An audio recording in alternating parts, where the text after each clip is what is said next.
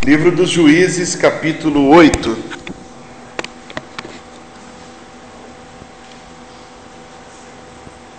Gideão fez uma estola de ouro. Nós vimos isso na quarta-feira passada, e a Bíblia diz que ela veio a ser um laço para Gideão e para a sua casa.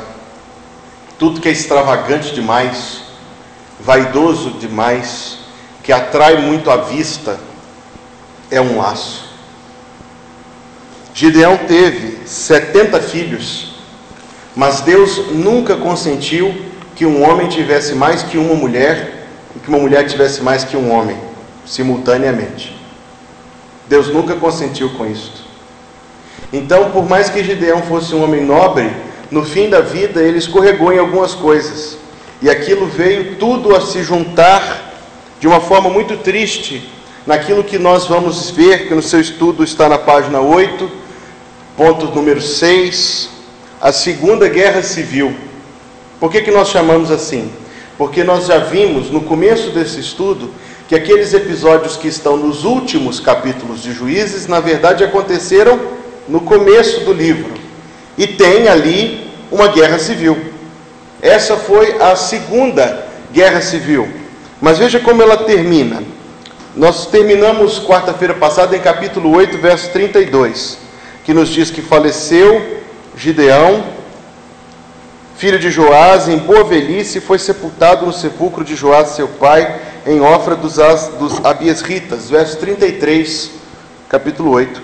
Morto Gideão, tornaram a prostituir-se os filhos de Israel após os Baalins, e puseram Baal-Berite por seu Deus. Os filhos de Israel não se lembraram do Senhor seu Deus, que os livrara do poder de todos os seus inimigos ao redor, nem usaram de beneficência com a casa de Jerubaal, a saber, Gideão, segundo todo o bem que ele fizera a Israel. O que acontece no capítulo 9, do 8:33, como a gente já leu, até o final do capítulo 9, é que um dos filhos de Gideão, um dos 70, que era ilegítimo, era filho de uma concubina da cidade de Siquém, e o nome dele era Abimeleque, e esse nome significa: meu pai é rei. Lembre-se que Gideão recusou ser rei, mas estranhamente colocou esse nome no seu filho. Esse filho se levantou e disse o seguinte aos moradores de Siquém, verso número 2 do capítulo 9: falai, peço-vos, aos ouvidos dos cidadãos de Siquém, que vos parece melhor que 70 homens, todos os filhos de Jerubaal, dominem sobre vós, ou que apenas um domine sobre vós?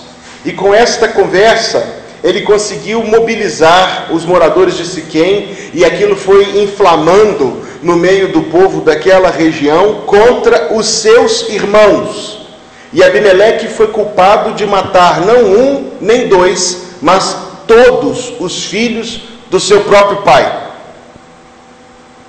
Que violência, que coisa absurda, que ele tenha disposição para poder matar esse número tão grande de pessoas por ambição ao poder. Quando o próprio Gideão deixou exemplo de que esse sentimento ele não tinha no seu coração. Nós temos que reconhecer que Abimeleque era feito na mesma forma que foi feito também Absalão, o filho do rei Davi, que se assentava na porta da cidade e falava com as pessoas: ah, se eu fosse rei, se eu fosse rei eu ouviria o povo. Lembram-se disto?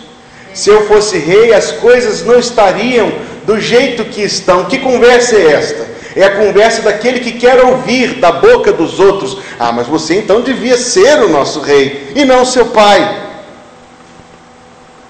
A mesma forma em que foi feito Abimeleque, foi feito Absalão, e infelizmente, para tristeza nossa, muitas pessoas têm seu coração moldado pelo mesmo comportamento. Um tipo de conversinha, e é conversinha mesmo, em que ideias podres e malditas são apresentadas com palavras ornamentais e elogios, de uma forma enganosa, abraçando com um braço e esfaqueando com o outro. Nós conseguimos discernir porque Deus nos tem dado sabedoria para poder enxergar além daquilo somente que ouvimos e perceber qual é a intenção das pessoas. Nem sempre é fácil, eu acredito e confesso, estou junto com os irmãos em dizer que nem sempre é fácil. Mas por isso que a Bíblia nos manda vigiar. Por isso que a Bíblia nos manda ser prudentes. Aliás, quem disse isso foi o Senhor Jesus. Nosso Senhor Jesus quer que nós sejamos simples como as pombas, mas prudentes como a serpente. Eu digo de novo, a mesma forma que foi feito Abimeleque, foi feito Absalão, e infelizmente existem muitos do mesmo comportamento. Abimeleque conseguiu manipular as pessoas. Abimeleque conseguiu eleger um inimigo, que era inimigo de todo mundo. Ele promete que a coisa seria melhor se estivesse na mão dele. Parece campanha eleitoral no Brasil, que acontece aí de tempos em tempos, principalmente para os cargos executivos. O povo acreditou. Verso 5, Abimeleque foi à casa de seu pai e matou seus irmãos, os filhos de Jerubaal, 70 homens sobre uma pedra. Porém Jotão, filho menor de Jerubaal, ficou porque se escondera. Então se ajuntaram todos os cidadãos de Siquém e toda Bet-Milo, e foram e proclamaram Abimeleque rei, junto ao carvalho memorial que está perto de Siquém. Em seguida, esse filho chamado Jotão apresentou o que na minha Bíblia está com o título aí, o Apólogo de Jotão, capítulo 9, do verso 7 até um pouco mais adiante, do 21, em que conta a história posterior dele. É interessante que essa história, esse apólogo tão conhecido, seja encontrado também em vários outros trechos de literatura daquele tempo. Os irmãos já ouviram falar de um escritor grego chamado Esopo? Esopo. Rapidamente, ele escreveu um livro de fábulas, as fábulas de Esopo, como um La Fontaine e outros que escrevem fábulas. E é muito interessante porque no livro das fábulas de Esopo está justamente esse apólogo de Jotão, praticamente igual, pouca alteração do que está na Bíblia. Quem escreveu o original, eu não sei. Eu sei que nós encontramos na Bíblia, inclusive o apóstolo Paulo fazia muito isso, citar textos fora da Bíblia, dentro da Bíblia. E as pessoas ficam meio assustadas. Mas não devemos nos assustar, é apenas o uso de uma ideia. Deus vaticinou, Deus confirmou o uso daquela ideia. O apólogo de Jotão é: as árvores foram escolher um rei. Lembram-se disso? E aí chegaram para a videira. Capítulo 9, verso número 8. Foram certa vez as árvores ungir para si um rei, e disseram à oliveira: reina sobre nós. Porém a oliveira respondeu: deixaria eu o meu óleo, que Deus e os homens em mim prezam, e iriam pairar sobre as árvores? Então disseram à figueira, e a figueira disse: deixarei eu a minha doçura e o meu bom fruto para ir pairar sobre as árvores? E disseram à videira, e ela disse: deixaria eu o meu vinho, que agrada a Deus e os homens? Então as árvores todas disseram ao espinheiro: vem tu e reina sobre nós. E o espinheiro respondeu: se me ungis rei sobre vós, vinde e refugiai-vos debaixo da minha sombra. Mas se não, saia do espinheiro fogo que consuma os cedros do Líbano. Foi o jeito dele de falar que quando o povo estava escolhendo para si um rei, como Abimeleque, com toda aquela fala maliciosa, acompanhada de ações profundamente violentas e malignas, o povo estava escolhendo um rei a respeito de quem Jotão disse: vocês estão entrando avisados. Estejam avisados do que vai acontecer. Há muita lição que extrair aqui. Há muita lição como observar a contradição que existe entre a fala de uma pessoa e o seu real comportamento. A lição de observar até onde alguém vai pelos seus ímpetos e pela sua vontade. E isso tudo nos agrega sabedoria. Jotão fugiu e se escondeu na cidade de Beer.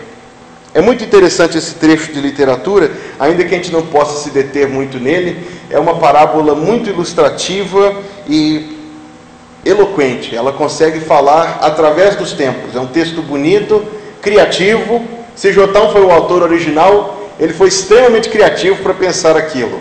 Se ele citou, ele era uma pessoa de cultura bem ampla para as circunstâncias limitadas em que ele vivia. Prosseguindo, verso 22 nos diz que Abimeleque, qual o verbo que a sua Bíblia usa? Dominou sobre Israel 3 anos. E é interessante essa palavra, porque a respeito de todos os outros, a respeito de quem nós temos lido até aqui, a Bíblia nos fala que Eude, Sangar, Otniel, Baraque julgou Israel. Abimeleque dominou. Há uma diferença intencionada aqui, porque o juiz, não somente o juiz não ambicionava ser rei, mas a posição, a relação do juiz com o povo era uma de servo, não de chefe. Abimeleque se tornou uma espécie de chefe, comandando, exigindo, mandando. Mas nós sabemos muito bem que o tipo de líder que a Bíblia aprova não é o líder que impõe, mas como Jesus. Ele falou: o Filho do Homem não veio para ser servido, mas para servir. Abimeleque de fato não era um juiz, mas um dominador. De que nação Abimeleque era? Se falar todo mundo de uma vez, difícil entender. Abimeleque era egípcio? Ele era filisteu? Ele era moabita? Ele era amonita? Ele era, o nome dele era Abimeleque, ele era malequita? Ele era hebreu. Era um do povo de Deus fazendo isto contra os outros do povo de Deus. Israel era uma igreja diferente das igrejas do Novo Testamento, porque ela era composta por gente crente e gente não crente. E Abimeleque era um desses. Mas como é triste ver esse retrato de divisão no meio do povo do Senhor. Uma divisão que está presente desde as primeiras páginas da Bíblia, desde que os filhos de Jacó decidiram vender José. E que vai prosseguindo de tempos em tempos um pouco menor, de tempos em tempos um pouco maior, termina na divisão completa do povo em 2 países, e os 2 países depois se desfazem diante dos seus inimigos. Que triste atitude, a atitude daqueles que são divisores do povo de Deus. Que triste ímpeto daqueles que querem ser dominadores do povo de Deus. Que triste daquele coração que acha que tem de prevalecer com as suas opiniões, com o seu jeito de fazer, com o seu tempo, com as suas ideias. Senão que amparadas na Bíblia. Esta é a única exceção. Mas afora isto, normalmente não é assim, né? Quem quer impor demais, raramente está querendo impor o que é da Bíblia. Está querendo impor o que é de si. Houve uma rebelião contra esse tal Abimeleque, e isso é o que nós chamamos de Segunda Guerra Civil, porque as tribos todas se dividiram. Há uma lição muito interessante aqui, porque aparece um homem chamado Gaal, lá no verso 26, e ele fez com Abimeleque tudo aquilo que Abimeleque tinha feito com os outros. Ele também chegou para o povo, o mesmo povo de Siquém, da mesma cidade de Abimeleque, que ele tinha feito aquela conversa que falava assim: é melhor eu do que 70. Gaal chegou para eles e no verso 29 ele diz assim: quem dera estivesse esse povo sob a minha mão, e eu expulsaria Abimeleque e lhe diria: multiplica o teu exército e sai. O verso 31 nos diz que ele era um homem astuto. Aquilo que Abimeleque plantou contra os outros, ele colheu contra si. Em toda a sua impiedade, nas suas mentiras, nas suas ações, isso nos deve inspirar um temor muito grande daquilo que a gente faz e daquilo que a gente fala. A morte dele, eu estou correndo nesse pedaço porque eu ainda quero falar sobre Jefté hoje ainda. A morte de Abimeleque se deu no meio da batalha. Ele conseguiu vencer sobre este Gaal, mas quando ele chegou a uma cidade, ele entrou e uma mulher estava no alto de uma torre, e ela pegou uma pedra grande, verso 53 do capítulo 9. Ela pegou uma pedra superior de moinho, é uma pedra grande. Para carregar essa pedra, somente se essa mulher tivesse sido revestida de força de Deus. Porque a hora do juízo sobre Abimeleque chegou. Lançou uma pedra sobre a cabeça de Abimeleque e lhe chamou o crânio. Lhe quebrou o crânio. E ele não morreu. Então ele pediu que o seu soldado o atravessasse com uma lança, e aí sim ele morreu. Veja o final da história, verso 55. Vendo os homens de Israel que Abimeleque já estava morto, foram-se cada um para a sua casa. Assim Deus fez tornar sobre Abimeleque o mal que fizera a seu pai, por ter aquele matado os seus 70 irmãos. De igual modo, todo o mal dos homens de Siquém, Deus fez cair sobre a cabeça deles, e assim veio sobre eles a maldição de Jotão, o filho de Jerubaal. O livro dos Juízes, eu tenho dito isso aos irmãos, foi organizado por Samuel. E Samuel fez a organização desse livro pensando não somente nos leitores do seu tempo, mas eu acredito que dirigido pelo Espírito Santo para pensar ou chegar inclusive até nós. E este é o milagre da inspiração, que um homem como Samuel, que viveu há tanto tempo atrás, que nós não sabemos onde estão seus ossos, que nós não temos nenhum conhecimento a respeito dele, exceto aquilo que está na Escritura. Um homem como Samuel foi capacitado por Deus para escrever um texto maior do que a história, e que revela a verdade do céu para pessoas tantos anos depois, como eu e os irmãos, e daqui muitos anos ainda, até que Cristo venha nos buscar. O que essa história revela?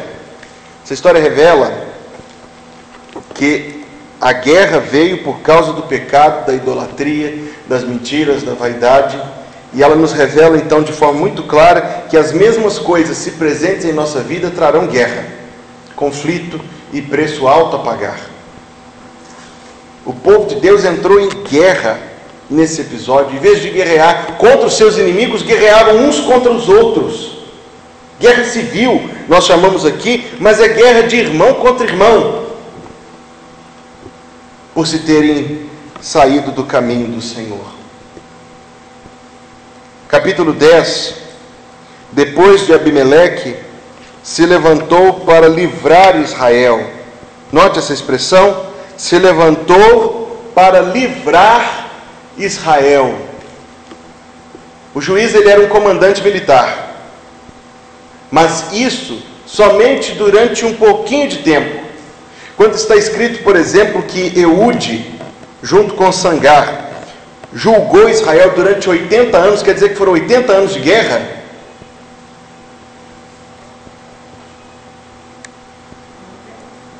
Quando diz que um juiz julgou Israel por 80 anos, quer dizer que foram 80 anos de guerra. A única coisa que o juiz fazia era comandar a batalha. O juiz era um pastor do povo, que apacentava o povo julgando, isto é, aplicando a lei de Deus ao povo. Esse era o trabalho do juiz. Então, quando se diz que Tola se levantou para livrar Israel, de que maneira ele o fez? Com a palavra de Deus. O que ia livrar o povo daquela situação de divisão, de ódio, de conflito uns contra os outros? O que ia livrar o povo? A palavra do Senhor. Ele foi levantado por Deus para ensinar ao povo o caminho do Senhor. Quando Deus envia a sua palavra a nós, Ele está nos livrando. Quando nós somos convertidos pela graça de Deus, que Deus enviou a sua palavra ao nosso coração, Deus nos livrou, sim, sim. E até hoje, quando a palavra do Senhor nos exorta e nos santifica, Deus está nos livrando. Quando ela nos orienta, Deus está nos livrando de nos desviarmos. Se levantou para livrar Israel. Tola, filho de Puá, filho de Dodô, os nomes bonitos do Antigo Testamento, sempre aí diante de nós. Homem de Issacar, e habitava em Samir, na região montanhosa de Efraim. Julgou a Israel quantos anos? 23 anos. Minha gente, e aí nós chegamos a um ponto em que nós temos que fazer diferença dos comentários bíblicos que a gente acha para comprar. Porque os comentários bíblicos dizem, pelo menos alguns dos que eu consultei, que Tola era um juiz menor e inexpressivo. Um homem que consegue manter o povo de Deus em paz e debaixo do ensinamento do Senhor por 23 anos, parece ser um homem inexpressivo para você? Que conseguiu inclusive organizar para que depois que ele morresse, a paz continuasse. Poucos juízes conseguiram isso. Ele parece um homem inexpressivo ou um homem exemplar? Exemplar. Julgou Israel, livrou Israel, julgou Israel 23 anos e morreu e foi sepultado em Samir. E aí a gente esperava que depois disso já viesse aquela cláusula que sempre aparece. Então, depois que morreu Tola, os filhos de Israel se prostituíram após os Baalins. A gente sempre espera isso no livro dos Juízes. Mas verso número 3, depois dele se levantou Jair, Gileadita. E olha lá, pronto. Depois dele se levantou Jair, Gileadita. Eu quero notar isso aqui para os irmãos, que Gileade e Issacar, da qual era Tola, eram tribos distantes geograficamente uma da outra. E isso parece ser distante de nós, mas não é distante. Os juízes nunca impunham quem daria sucessão a eles, diferente dos reis.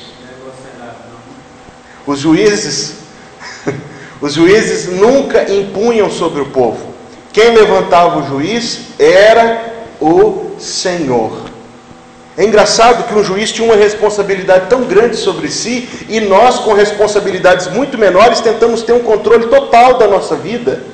Tentamos gerir cada detalhe, em vez de saber que nós temos que ser prudentes naquilo que nos respeita, mas confiar também na direção de Deus na nossa vida.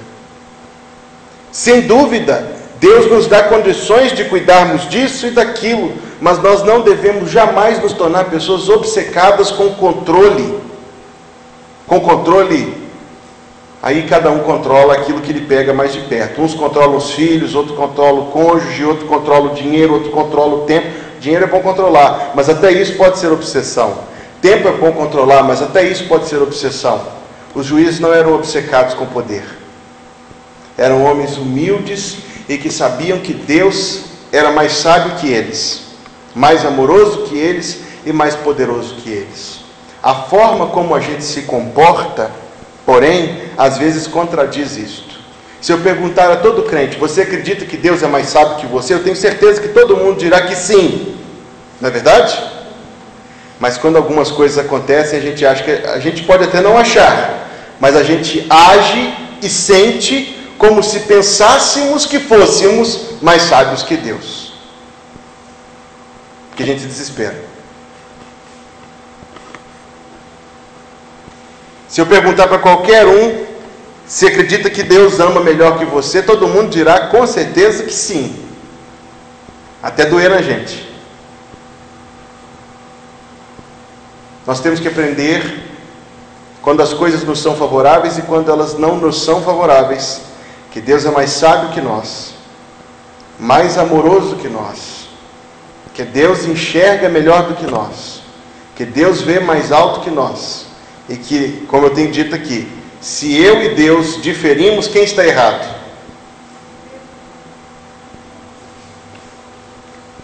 Depois dele se levantou Jair.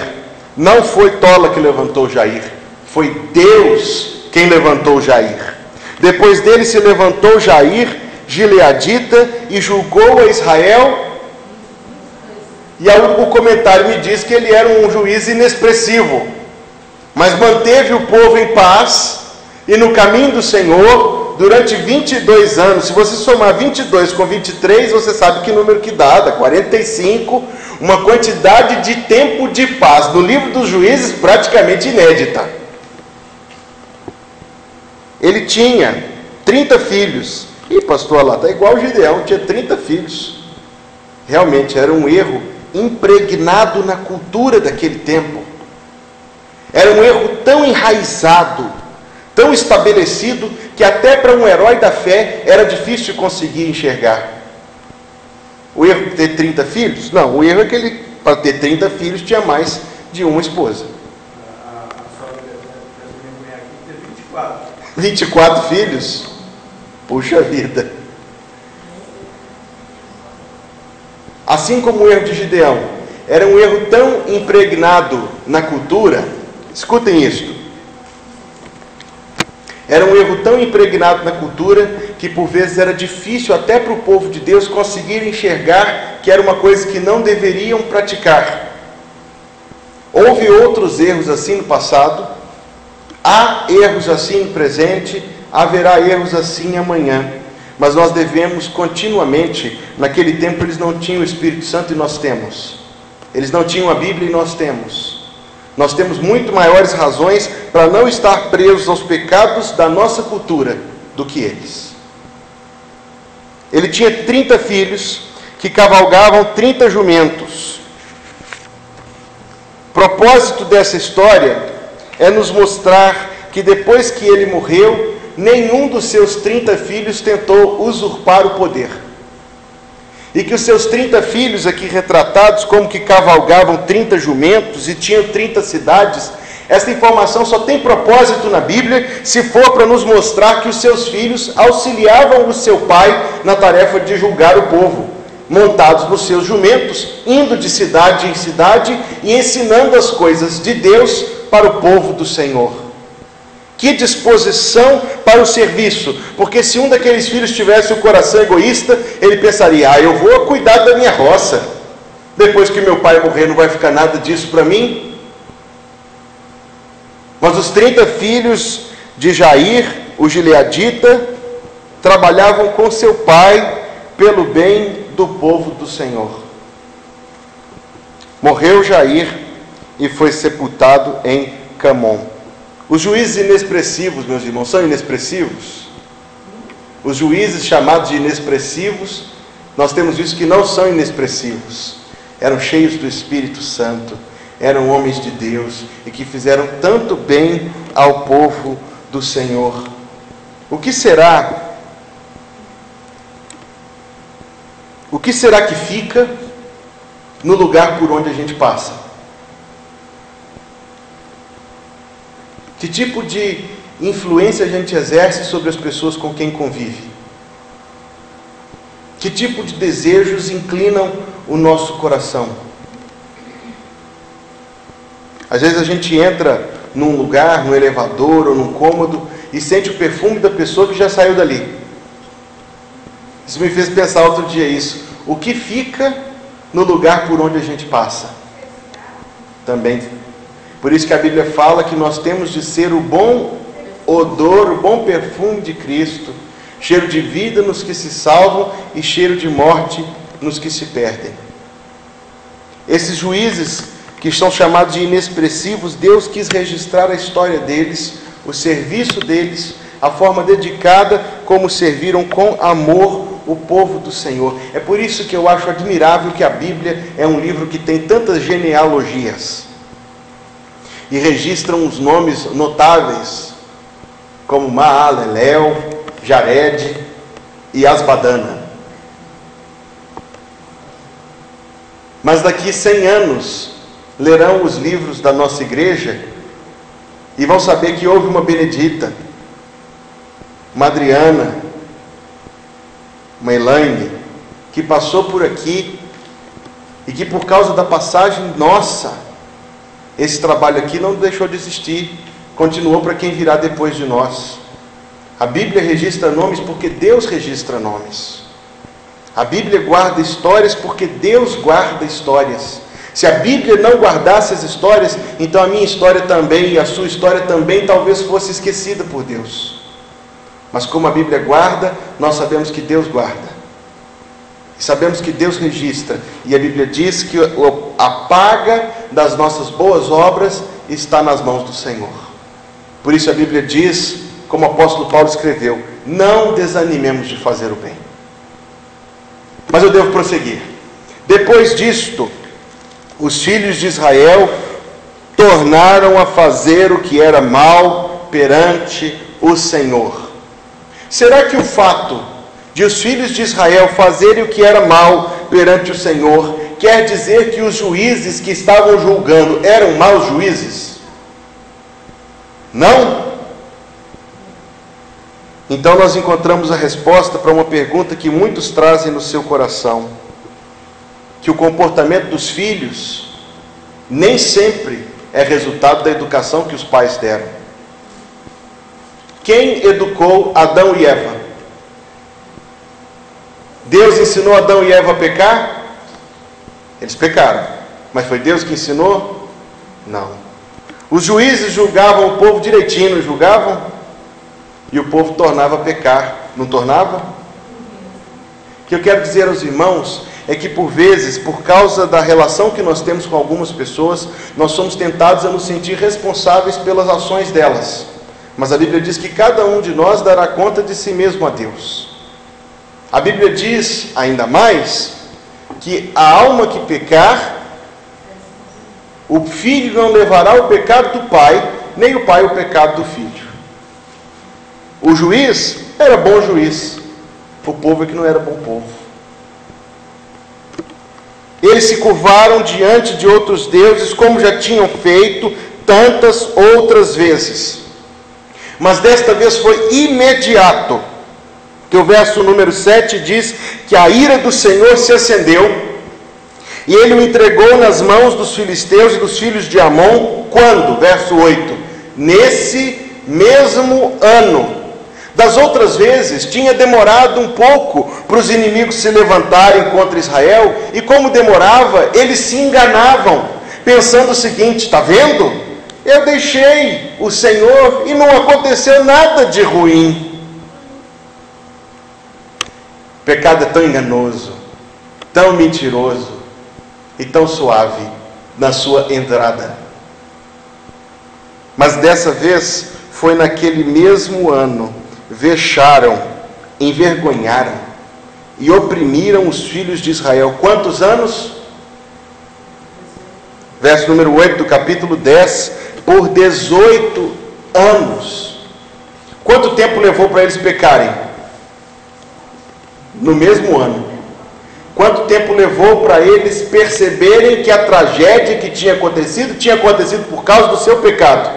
18 anos. Quanto tempo levou para eles se arrependerem? 18 anos. Minha gente, como é duro o nosso coração também. E como a gente se apega às nossas desculpas. E como a gente abraça aos nossos raciocínios fúteis e vãos para tentar negar aquilo que é verdade. A gente se abraça à mentira. E é possível ficar 18 anos abraçado à mentira. Que eles continuaram servindo. Eu tenho que marcar isso aqui rapidamente diante de vocês, ainda que eu não possa me prender muito em detalhes nesse panorama, mas no verso número 6, nos diz que eles estavam servindo justamente os deuses dos filhos de Amon e dos filisteus. Olha aí na sua Bíblia. Serviam os deuses dos filhos de Amon e dos filisteus, deixaram o Senhor e não o serviram, então o Senhor os entregou nas mãos dos filisteus e dos filhos de Amon. É impressionante o comportamento do povo. Eles estavam sendo mordidos pela mesma cobra que eles adoravam. Ou como os irmãos já me ouviram algum tempo atrás dizer da história do missionário que trabalhava num campo muito remoto e que viu um homem desesperado carregando o corpo da sua criança, um bebê que morreu, e ele contou a história que viu uma cobra se enrolando na criança, mas ele não podia fazer nada, porque o Deus que ele adorava era uma cobra. Ele se ajoelhava diante da estátua de uma cobra, ele fazia sacrifícios para a estátua de uma cobra, ele beijava a estátua de uma cobra. Então quando a cobra se enroscou na sua criança, ele não podia fazer nada, porque era o Deus dele. Aquilo que você adora, você serve. Aquilo que você serve, você adora. Guarde esse raciocínio, porque é o nosso comportamento que nos diz verdadeiramente onde está colocada a nossa fé. Aquilo que você serve é o que você adora. Aquilo a que você dedica o seu tempo, seu empenho, seu esforço, sua energia, seu amor, a sua dedicação, seu compromisso, aquilo que você serve é aquilo que você adora. E foi isso que aconteceu com o povo de Israel.